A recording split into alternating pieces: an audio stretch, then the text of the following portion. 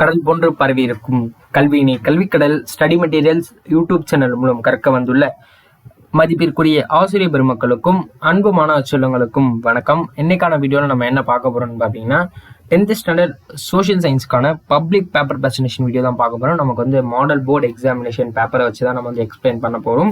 And இந்த பேப்பருக்கான downloading description அவைலபிளாக இருக்கும். கிளிக் பண்ணி மறக்காம டவுன்லோட் பண்ணிக்கோங்க. வாங்க வீடியோக்குள்ளே போயிட்டு எல்லாமே வந்து கம்ப்ளீட்டாக பார்க்கலாம். ஃபர்ஸ்ட் வந்து பார்த்தீங்கன்னா நமக்கு ரிஜிஸ்டர் நம்பர் இவங்க வந்து கொடுத்துருக்காங்க. பட் ஆனால் நீங்கள் ரைட் பண்ணும்போது பப்ளிக்கில் வந்து ரிஜிஸ்டர் நம்பர் எல்லாமே கம்ப்ளீட்டாக அவங்களே வந்து பிரிண்ட் பண்ணி கொடுத்துருவாங்க. இந்த டோட்டல் செட் வந்து பார்த்தீங்கன்னா உங்களுக்கு அவங்களே வந்து பிரிண்ட் பண்ணி கொடுத்துருவாங்க. இந்த இடத்துல ரிஜிஸ்டர் நம்பர்லேருந்து டேட் ஆஃப் த எக்ஸாமினேஷன் வரைக்கும் அவங்களே வந்து பிரிண்ட் பண்ணி கொடுத்துருவாங்க. ஜஸ்ட் நீங்கள் வந்து இந்த ஃபோட்டோ ஒன்ஸ் வந்து பார்த்தீங்கன்னா வெரிஃபை பண்ணுற மாதிரி இருக்கும். இப்படி வந்து வெரிஃபை பண்ணுங்க. டிக் மார்க்லாம் போடக்கூடாது. ஜஸ்ட் வந்து பார்த்தீங்கன்னா ஷோ பண்ணுறேன். இந்த ஃபோட்டோ அப்படின்ற இடத்துல உங்களோட ஃபோட்டோ இருக்கும். அதை பார்த்துட்டு இந்த இடத்துல வந்து பார்த்தீங்கன்னா உங்களோட சிக்னேச்சரை வந்து பார்த்தீங்கன்னா நீங்கள் இடம் பெற வைக்கணும். ஓகேங்களா? இந்த இடத்துல உங்களோட சிக்னேச்சரை போடணும். சிக்னேச்சர் ஆஃப் த ஸ்டூடெண்ட்ஸ் அப்படின்ற இடத்துல உங்களோட சிக்னேச்சர் போடணும். இது எதுக்குன்னு பார்த்தீங்கன்னா மேலே இருக்கக்கூடிய டீட்டெயில்ஸ் எல்லாமே என்னோட டீட்டெயில்ஸ் தான். இது அனைத்திற்கும் வந்து பார்த்தீங்கன்னா நான் தான் சார்ஜ். இது எல்லாமே கரெக்டான டீட்டெயில்ஸ் தான் அப்படின்னு சொல்லிட்டு நீங்கள் ஒரு சைனை போடணும். ஓகேங்களா? வேறு எதுவும் கிடையாது. அண்ட் நெக்ஸ்ட் வந்து பார்த்தீங்கன்னா நமக்கு சோஷியலை பொறுத்த வரைக்கும் நமக்கு வந்து 1 மார்க்ஸ் இருக்குது. 1 மார்க்ஸ் வந்து 14 1 மார்க்ஸ் இருக்கும்.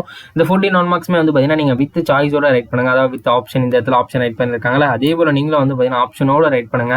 ஆப்ஷன் இல்லாமல் எப்பவுமே ரைட் பண்ணாதீங்க. ஆப்ஷன் இல்லாமல் ரைட் பண்ணி வந்து பார்த்தீங்கன்னா மார்க்கை நீங்களே லெஸ் பண்ணிக்காதீங்க. கண்டிப்பாக ஆப்ஷனோட ரைட் பண்ணுங்க. ஆன்சர் வந்து நீங்கள் கரெக்டாக ரைட் பண்ணணும். ஆப்ஷன் கரெக்டாக ரைட் பண்ணிட்டு ஆன்சரில் வந்து பார்த்தீங்கன்னா கோட்டை விட்டுறாதீங்க. ஆன்சர் ஆப்ஷன் ரெண்டுமே நமக்கு கரெக்டாக இருந்த மட்டும் தான் மார்க்ஸ். ஓகேங்களா? நீங்கள் வந்து பப்ளிக்குடைய ஆன்சர் கீ பார்த்தா உங்களுக்கு தெரிஞ்சிருக்கும். பப்ளிக் ஆன்சர் கீ வந்து பார்த்தீங்கன்னா கண்டிப்பாக வந்து ஓல்டு ஆன்சர் கீ ஏதாவது இருந்தது அப்படின்னா நான் வந்து வெப்சைட்ல அவைலபிள் பண்ண ட்ரை பண்றேன்.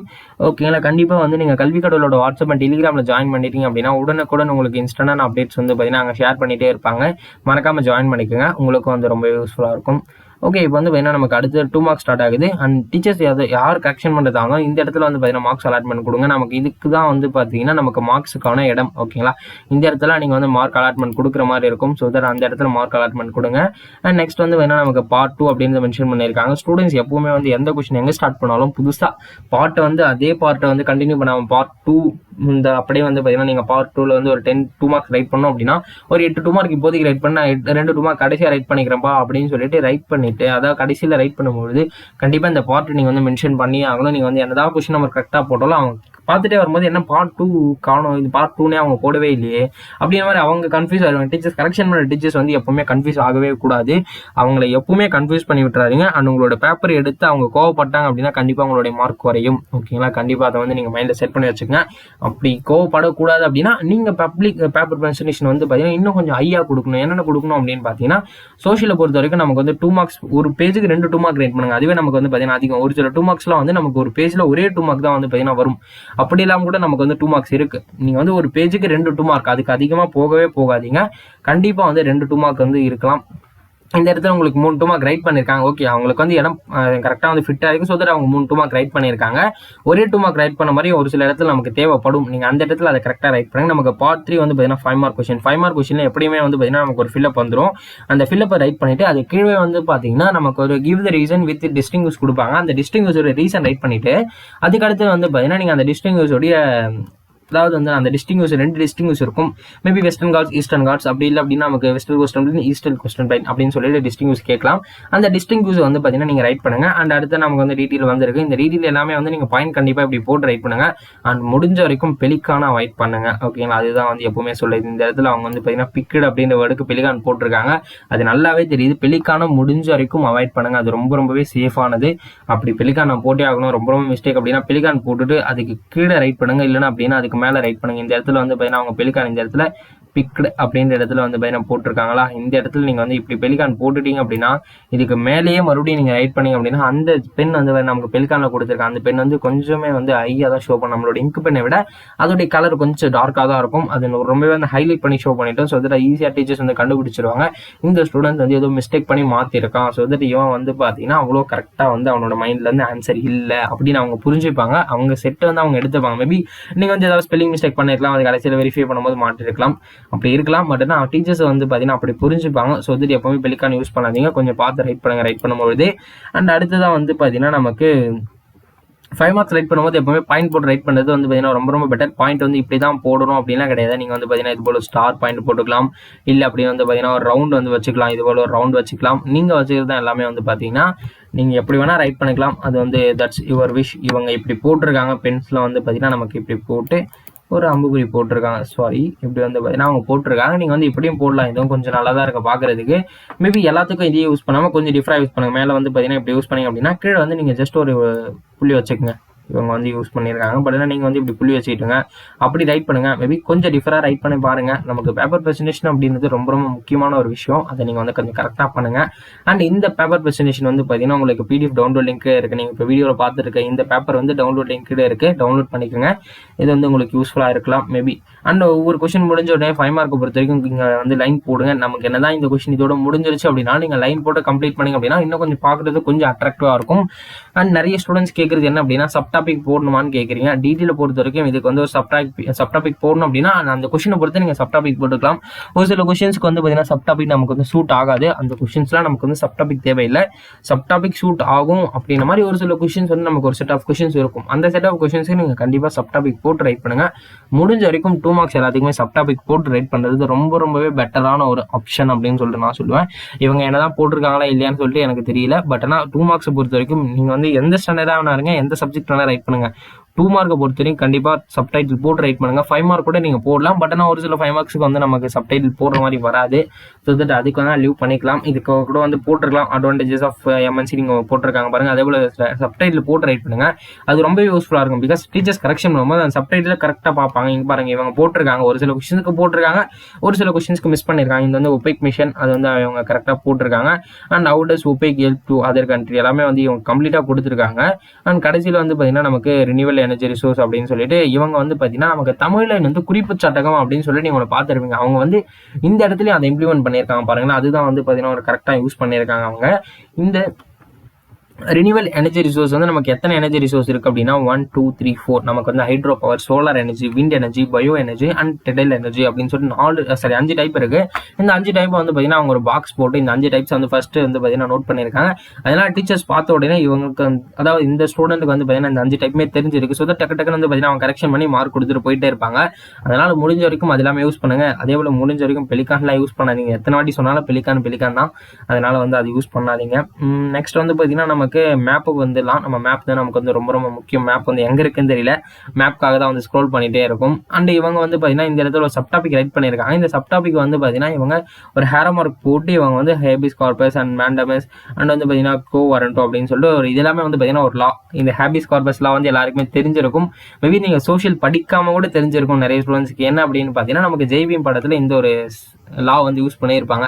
ஹேபிஸ் கார்பஸ் வந்து சப்மிட் பண்ணலாம் நம்ம அப்படின்ற மாதிரி சொல்லியிருப்பாங்க. இது என்ன லா அப்படின்னு பார்த்தீங்கன்னா safeguard people from illegal affairs. அதாவது வந்து ஒரு இல்லீகல் அஃபேர்ல வந்து ஒரு பீப்புளை வந்து போட்டிருக்காங்க அப்படின்னா அதுல இருந்து அவங்க சேஃப்கார்ட் பண்றதுக்கு நமக்கு வந்து இந்த ஹேபிஸ் கார்பஸ் லா வந்து யூஸ் ஆகுது. இது எல்லாமே வந்து பார்த்தீங்கன்னா ஒரு சோஷியல் ஈவெண்ட்டோடு படிச்சிங்க அப்படின்னா கண்டிப்பாக வந்து உங்களுக்கு வந்து பார்த்தீங்கன்னா மைண்ட் தாட்டில் வந்துடும்.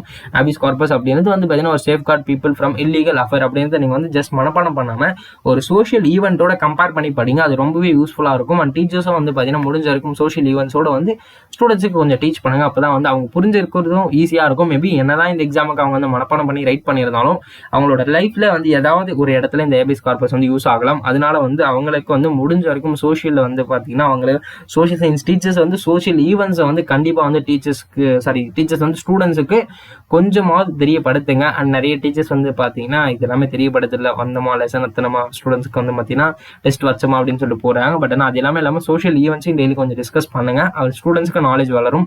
அண்ட் வந்து பார்த்தீங்கன்னா நம்ம டைம்லைன் சார்ட் வந்துடும். டைம்லைன் சார்ட்டை பொறுத்த வரைக்கும் நீங்கள் ஃபர்ஸ்ட் அந்த ஈவெண்ட் என்னென்ன நோட் பண்ணுங்க. அந்த டைம்லைன் சார்ட் வந்து நீங்கள் எந்த டைம் பீரியட்ல போட போறீங்க. இவங்க வந்து பார்த்தீங்கன்னா 1930 to 1950 போட்டிருக்காங்க அப்படின்னா இதே போல நீங்கள் வந்து டைம்லைன் சார்ட் அப்படின்னு சொல்லிட்டு போட்டு 1930 to 1950 போட்டுட்டு நீங்கள் எந்த 5 ஈவெண்ட் வந்து போட போறீங்களோ அது ஃபர்ஸ்ட் ஒரு இன்ட்ரடக்ஷன் கொடுங்க. ஓகேங்களா. இவங்க வந்து பார்த்தீங்கன்னா 1930 வந்து நமக்கு ஃபர்ஸ்ட் ரவுண்ட் டேபிள் கான்ஃபரன்ஸ், 1932 வந்து பார்த்தீங்கன்னா செகண்ட் ரவுண்ட் டேபிள் கான்ஃபரன்ஸ், இன்னொரு இவங்க வந்து ரைட் பண்ணியிருக்கலாம் இந்த இடத்துல 1931 செகண்ட் ரவுண்ட் டேபிள் கான்ஃபரன்ஸ் சொல்லிட்டு. பட் ஆனால் ரைட் பண்ணல. ஏன்னு பார்த்தீங்கன்னா இந்த இடத்துல வந்து நமக்கு இங்கேயே கொச்ச 1931 போட்டோம் அப்படின்னா நமக்கு வந்து பார்க்கறது நல்லா இருக்காது.